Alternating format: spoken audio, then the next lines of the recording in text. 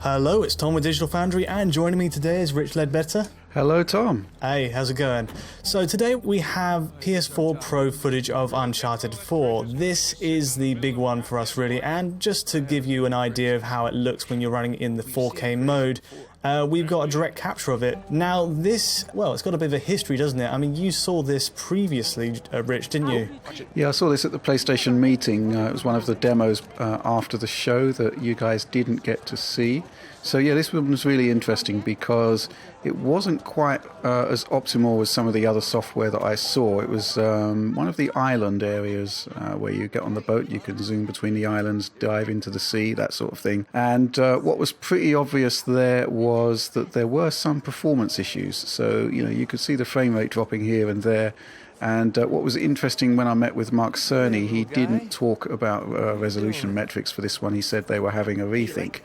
And I think they have had a rethink here. I mean, when I saw it, I think they were using checkerboard rendering because I could see kind of slight artifacting around Nate's hair, and I'm not seeing that here. So I think, yeah, indeed, they have indeed had a rethink here.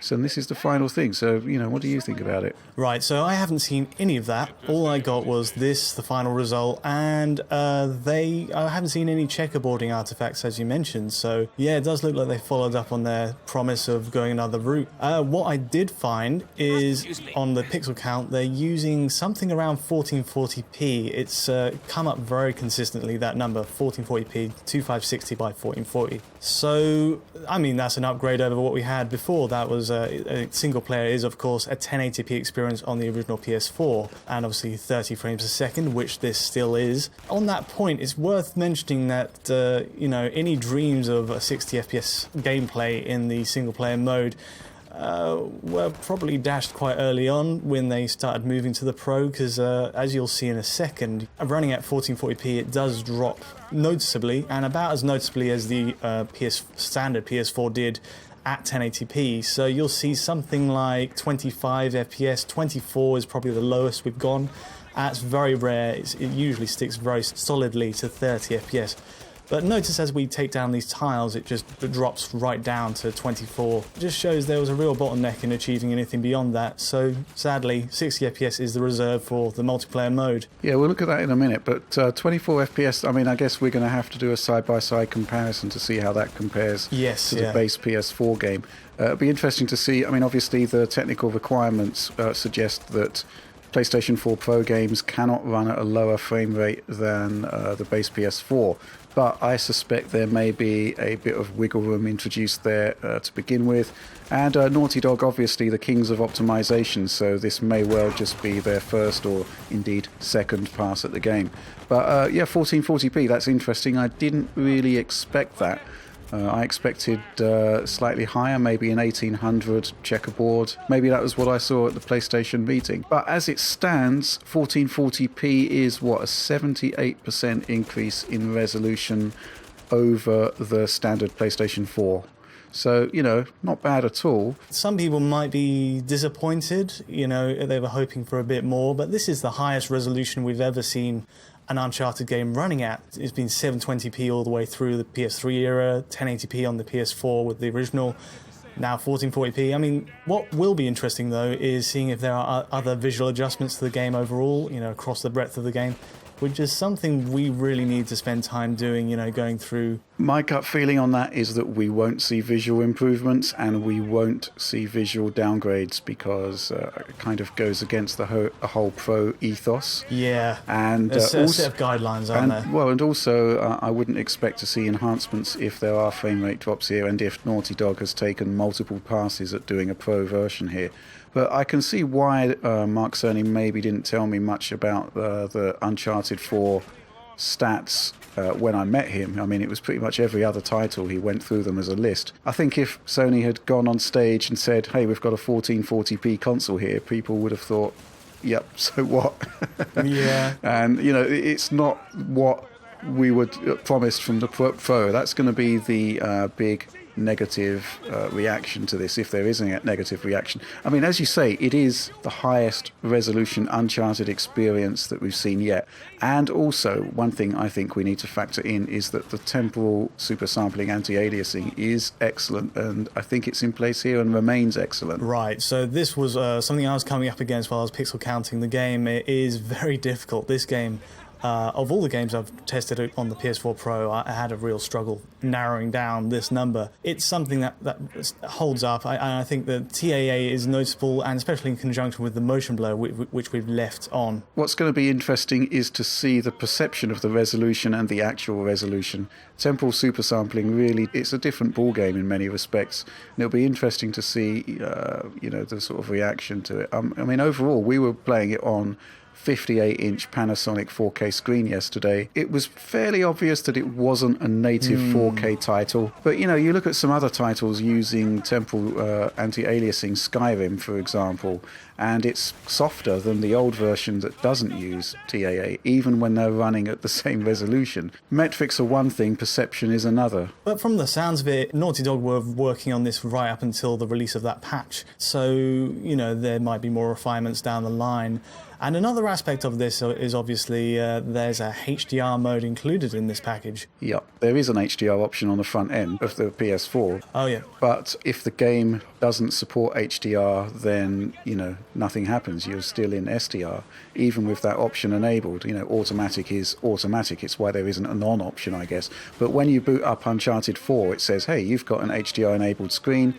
Do you want to have HDR? And you select it on and off. Yeah. And you can, in-game, select it on and off as well, can't you? Yep, that's how we can kind of pick a point and say, look at the sun. And it's really interesting because it wasn't game-changing, the HDR, when we saw it on here, but it was when I saw it on the ZD9 Sony screen at the PlayStation meeting. But again, that was interesting because it was actually simulating HDR off as opposed to actual HDR off. Oh, interesting. So, yeah, that's going to be interesting. Demo purposes. For demo purposes, yeah. But what's interesting about this is that the perception that we saw, you were resolving more detail. That was pretty clear, wasn't it? Right. It looked like a massive difference in terms of the depth of colour. Hard to quantify with words, to be honest. It's something you'd really have to see, and I think that's a running theme with HDR demonstrations, an unfortunate reality of trying to get across what it does. But, I was impressed. And our screen here is a Panasonic DX750, and it's maybe not the most ideal TV we find. It's a pretty good screen for a mid-range HDR offering, and it does the job, and it looks especially good on the Blu-rays. But in terms of the games, it's nowhere near what I saw at the PlayStation meeting. But then again, the ZD9 is like a how much is it? $4,000 screen, 2,000 nits max brightness. I think it's revelatory. I think there's more dynamic range there than the OLEDs that we've seen, which again do a superb job. But it's quite interesting to note that HDR is still in its infancy, and you're going to get variable results depending on the screen that you've got.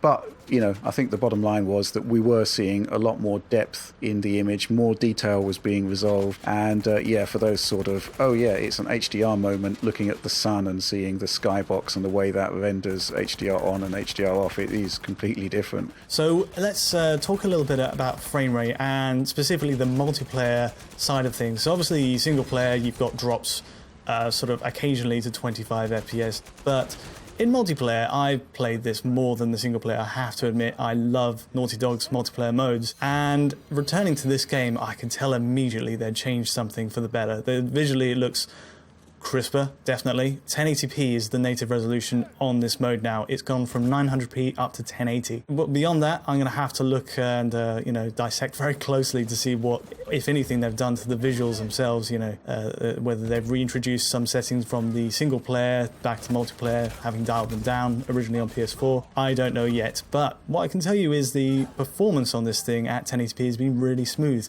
Obviously, the instances where you got relics and sidekicks all going off all at once, which really brought down the original PS4 performance. So I can't account for that just yet. But from about an hour's play, I've been really happy with 1080p 60 multiplayer game. It's been superb so far. Okay, so we got the resolution boost from 900p to 1080p, but you're saying that possibly there's a frame rate boost as well? It is possible. I'm saying that on the grounds of the single player has a lot of physics-based stuff, which seems to drag it down, like the tiles falling off the walls and all that. But in the multiplayer, there's not so much. There's a bit more of a static world, and there's maybe more lent on the GPU side of things, which means it can achieve the resolution bump from 900p to 1080p. So in that sense, I don't think it's as prone to those drops that we saw. But, watch this space. We'll give it a more thorough run through, and we'll see in due course. Okay, well, off the top of my head here, in theory, if you had base PS4 and Pro in the same game, two players standing next to each other, and you can produce a frame rate drop like a huge explosion or an effect or something that's rendered on both scenes pretty much side by side, then in theory you could possibly test to see whether performance is improved. Right, so that's about a wrap for Uncharted 4. We'll be back with more, obviously. There's a lot, it's like a bottomless pit of information with this game, what they've changed, what they haven't. So we'll update you in due course. I hope you enjoyed what we had here, though, the sort of highest resolution Uncharted game we've seen to date. Thanks, Rich. No problem at all. If you like this video, do like and subscribe. And until next time, thanks for watching.